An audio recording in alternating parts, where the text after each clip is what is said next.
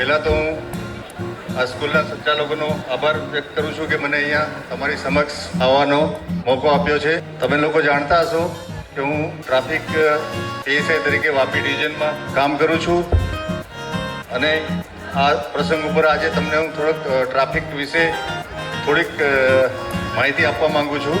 સ્કૂલની અંદર બાળકો ભણે છે, આજે વાલીઓ બી આવ્યા છે અને આ મંથ ટ્રાફિક અવેરનેસનો મંથ ચાલી રહ્યો છે. આ મહિનાની અંદર સરકારે ટ્રાફિક અવેરનેસ મંથ જાહેર કર્યું છે. ટ્રાફિકના રૂલ્સ ફોલો કરવા માટે થોડી આપ લોકોને વિનંતી કરીશ.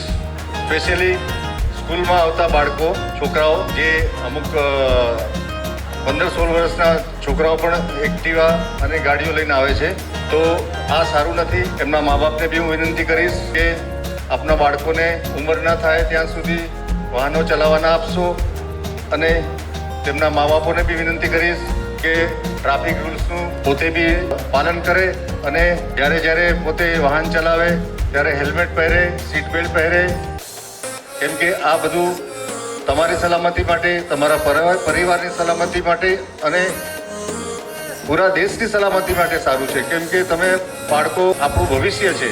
તેથી તમે લોકો તમારા સંતાનોને ટ્રાફિક બાબતની સમજ આપશો એવી તમામથી અપેક્ષા રાખું છું.